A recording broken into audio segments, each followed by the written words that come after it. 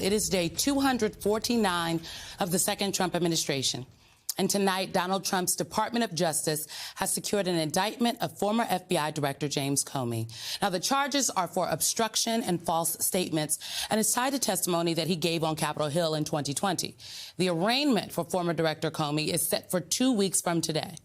Now, just days ago, Trump publicly pushed his attorney general, really the people's attorney general, to go after Comey, who he sees as an enemy and has seen him as such for years. This case is based in the Eastern District of Virginia, where Donald Trump forced out the U.S. attorney after he wouldn't pursue the cases Trump wanted.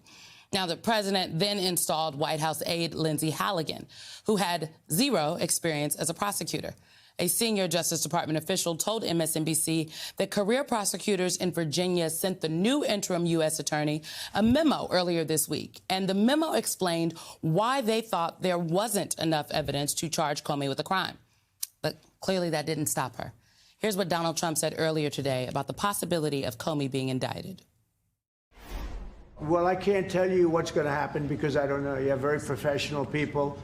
Headed up by the Attorney General and Todd Blanche and Lindsay Halligan, who's very smart, good lawyer, very good lawyer. They're going to make a determination. I'm not making that determination. I think I'd be allowed to get involved if I want, but I don't really choose to do so. I can only say that Comey's a bad person. He's a sick person. I think he's a sick guy, actually. He did terrible things at the FBI. And but I don't know. I have no idea what's going to happen. Tonight, Comey responded to the indictment in an Instagram video. My family and I have known for years that there are costs to standing up to Donald Trump, but we couldn't imagine ourselves living any other way. We will not live on our knees, and you shouldn't either. My heart is broken for the Department of Justice, but I have great confidence in the federal judicial system, and I'm innocent. So let's have a trial. And keep the faith. Trump and his team are also reacting on social media tonight. Donald Trump called the indictment Justice in America, saying, quote, "One of the worst human beings this country has ever been exposed to is James Comey, the former corrupt head of the FBI. He has been so bad for our country for so long and is now at the beginning of being held responsible for his crimes against our nation."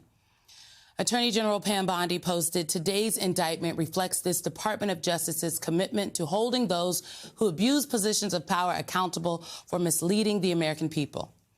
And the current FBI director, Kash Patel, posted, "For far too long, previous corrupt leadership and their enablers weaponized federal law enforcement, damaging once proud institutions and severely eroding public trust." It is very hard to read those statements. Let's bring in our leadoff panel to break it down. Former U.S. Attorney Joyce Vance, who spent 25 years as a federal prosecutor, Carol Leonnig, MSNBC's senior investigative correspondent, and Akayla Gardner, MSNBC White House correspondent. Carol, let me just say, it's hard to read the statements because I follow the news closely, frankly, of what the president and the current officials that he has installed at the Justice Department have not only been saying, but what they have been doing since he has been back into office. Can you just break down for us what we know about how this all came together over the last couple of days and your reaction, frankly, to former FBI Director Comey's very just defiant and resolute statement that he put out on social media? So first off, I want to emphasize something. I'm here as a reporter. I'm not here as an opinion maker, but as a reporter watching facts and gathering them, this is probably one of the most dramatic, pivotal moments in the Trump presidency. To have a person charged with a crime after a seasoned prosecutor and Trump appointee concluded the facts were insufficient to bring a righteous and careful case. But that indictment did come after Donald Trump ordered it up. A president ordering up an indictment of somebody he perceives as an enemy is a sea change in the way our country works. And that is not partisan, and that is not opinion. That is just fact. And that's the most important thing that I think needs to be said.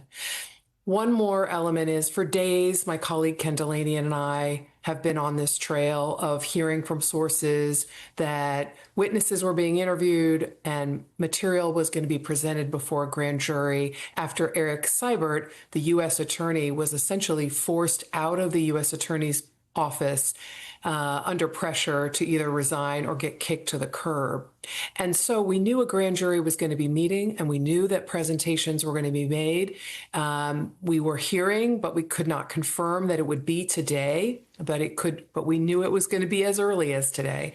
And indeed, that's exactly what happened. I was about to leave the office at, 6:30, and got pings from various people saying, Comey's been indicted on 2 counts. And Comey's reaction, forgive me, you asked the question about his reaction. It reminds me of, it's very similar to what he's said in the past. I'm pretty sure I'm going to be indicted. I'm not worried because I trust our justice system. I trust our judges. I trust that facts will be weighed by the people. And he's definitely speaking as a person who does not have fear, but is deeply disappointed. Joyce, you spent, as I noted, 25 years as a federal prosecutor. When you were nominated for your position, 2 Republican members of the United States Senate signed off to underscore your ability to do the job. What do you make of this case? So, I think Carol is dead on the money. There's no way that we can try to rationalize what has happened here. The President of the United States called for an indictment, and he got an indictment. And now prosecutors will be in a very unusual position, because usually when you seek an indictment, you do that with the full awareness that your burden of proof at trial is guilt beyond a reasonable doubt. But this indictment, it's not clear, frankly, from the indictment itself what precisely Comey is being charged with. There's speculation that it's his exchange with Ted Cruz at this Senate hearing on September 30th. But now Comey's defense lawyers will seek a bill of particulars and ask the government to clarify its charges. And there will be a process here that may or may not result in a trial. It's just not clear how far this prosecution will go. So, Joyce, then this arraignment that has been set for October 9th, then, you are saying that it is not a foregone conclusion that will go forward. And what then comes next in terms of technical steps? You talk about a document that they are asking for, a clarification of charges. Right. So arraignment is perfunctory. That's where the defendant has read the charges against him and enters a plea of not guilty. Judge Nachmanoff has scheduled that for the 9th. That will happen. And at that time or shortly thereafter, he'll issue some form of a scheduling order. It might be informal, simply making sure that the government is aware of its discovery obligations, which I'm sure that they are. The Eastern District of Virginia is a rocket docket, so things tend to move very quickly there. But defense lawyers will likely want to make some motions and preserve potential legal defenses that their client has before they get to the trial stage. All right, we will be watching that piece. Kayla, let me bring you in here because I read the statements, and it is very clear, particularly from the president's statement, that he himself is celebrating this. What are you hearing from the White House this evening? Well, it's not just the president, it's also his allies. You read the other statements from Pam Bondi, from Kash Patel.